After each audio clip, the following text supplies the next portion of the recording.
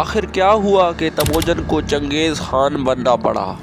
چنگیز خان نے پوری دنیا کو فتح کرنے کا خواب کیوں اپنا لیا اور وہ ایسا کرنا بھی کیوں چاہتا تھا؟ آج ہم اس ویڈیو میں یہی سب کچھ جانیں گے۔ کیسے ہیں دوستوں؟ 1162 کی بات ہے کہ بورجیگن قبیلے کی تاتاری قبائل سے جنگ ہوئی۔ بورجیگن قبیلے کا سردار یسوگئی تھا۔ اس نے تاتاری قبائل کے ایک اہم جنگجو تموجن کو گرفتار کر لیا۔ منگولوں میں ایک رسم ہوتی تھی کہ جو آدمی کسی قید کر لے اور اسی دن اس کے گھر میں کوئی بچہ پیدا ہوتا تو وہ اسی قیدی کے نام پر اپنے بچے کا نام رکھ دیتے تھے۔ تو چنگیز خان کے ساتھ بھی کچھ ایسا ہی ہوا۔ یسوگئی نے اسی قیدی کے نام پر اپنے بیٹے کا نام تموجن رکھ دیا۔ تموجن جب پیدا ہوا تو اس کے دائیں ہاتھ میں خون بہہ رہا تھا۔ جب قبیلے کے بڑوں کو اس بات کا علم ہوا تو انہوں نے کہا کہ ایک دن آئے گا یہ لڑکا عظیم فاتح بنے گا۔ جب تموجن 9 سال کا ہوا تو اس کے باپ کو تاتاری قبیلوں نے زہر دے کر قتل کر دیا۔ جب تموجن کو اپنے باپ کی سرداری بھی واپس نہیں ملی تو اس کی زندگی گمنامی میں گزر رہی تھی۔ اس نے اپنے سارے خاندان کو لے کر دریا کے کنارے رہنے لگی۔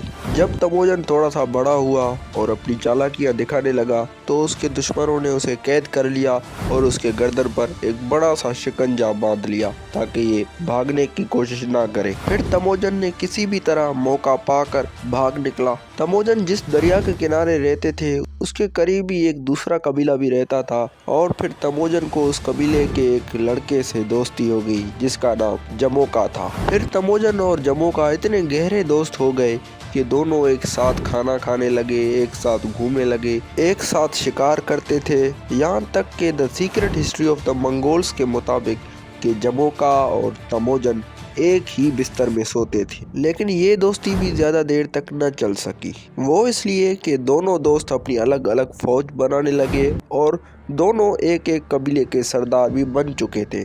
اور پھر منگولیا میں یوں تھا کہ جیسے 2 سورج نہیں ہو سکتے ویسے ہی منگولیا میں 2 سردار نہیں ہو سکتے۔ اور پھر دونوں دوستوں میں جنگ شروع ہوئی اور تموجن کو عبرتناک شکست ہو گئی۔ جنگ کے بعد تموجن نے ایک قسم کھائی کہ اب وہ خود کو یوں تیار کرے گا کہ دوبارہ کبھی شکست کھانے کا ضرورت نہ پڑے۔ اس نے اپنے پرانے اتحادی قبیلے اونگ خان سے رابطہ کیا۔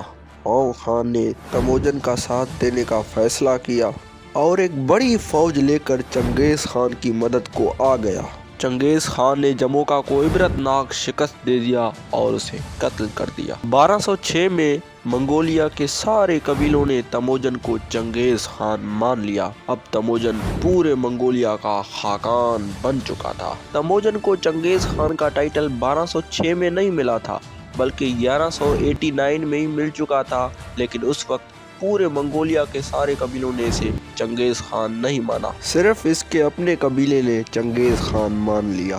اب چنگیز خان کا ارادہ تھا کہ وہ چین پر بھی حملہ کرے اور اسے بھی اپنی سلطنت پر شامل کر لے۔ 1211 میں چنگیز خان نے چین پر حملہ کیا لیکن وہ ناکام ہو گیا۔ وہ اس لیے کہ چنگیز خان لڑنے کی مہارت تو رکھتا تھا لیکن جب اس نے چین میں قلعے دیکھے تو وہ حیران و پریشان ہو گیا۔ اس کے پاس وہ چیزیں ہی نہیں تھی کہ وہ اس سے قلعوں کو توڑ سکے۔ 1213 میں اس نے ایک بڑی فوج لے کر چین پر دوبارہ حملہ کیا اور 1216 میں آدھے چین کو فتح کر کے منگولیا واپس لوٹ آیا۔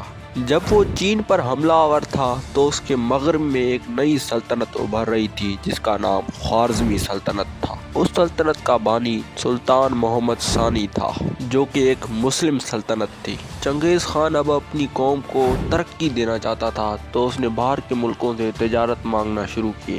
اس نے سلطان محمد ثانی کو ایک پیغام بھیجا کہ ہمیں آپ کے ملک میں پرسکون تجارت چاہیے۔ سلطان محمد ثانی نے ہاں کر دیا۔ پھر چنگیز خان نے 500 کے تقریباً تجارتی قافلہ اور کھانے پینے کا سامان خوارزم روانہ کیا۔ یہ قافلہ خوارزمی سلطنت کے شہر اور ترار پہنچ گیا جو خوارزمی اور منگولیا سلطنت کے بارڈر میں واقع تھا، اور یہ شہر آج قازقستان کا شہر ہے۔ शहर के गवर्नर कायर खान ने सब ताजिरों को कत्ल कर दिया और एक मंगोल ताजिर को वापस मंगोलिया भेजा गया, जिसने चंगेज खान को पूरा वाकया कह सुनाया। 1219 में चंगेज खान 1.5 लाख का लश्कर लिए ख्वारिज़मी सल्तनत पर चढ़ दौड़ा और 1221 में पूरे ख्वारिज़मी सल्तनत को ताख्तो ताराश कर लिया। 1225 में चंगेज खान वापस मंगोलिया लौट आया। अब चंगेज खान 65 साल से भी ऊपर हो चुका था, सेहत भी खराब होने लगी थी और फिर एक दिन चंगेज खान को निमोनिया हो गया। 1227 के आखिरी दिन थे कि चंगेज खान ने आखिरी सांसें ली। चंगेज खान ने आधी दुनिया को फतह कर लिया, लेकिन जिंदगी की बाजी हार गया। मंगोलों में कब्र को छुपाने का एक रिवाज था, लेकिन चंगेज खान की कब्र को छुपाने के लिए तो सर तोड़ कोशिशें की गई। उसके बेटे उगदाई खान ने अपनी बाप की रूह को खुश करने के लिए 60 लड़कियों की कुर्बानी दे दी और फिर उसे कब्र में यूं दफनाया गया कि उसके ऊपर 800 घोड़े सवार दौड़ा दिए गए और फिर उन 800 घोड़े सवारों को भी कत्ल कर दिया और उन्हें कत्ल करने वालों को भी कत्ल कर दिया।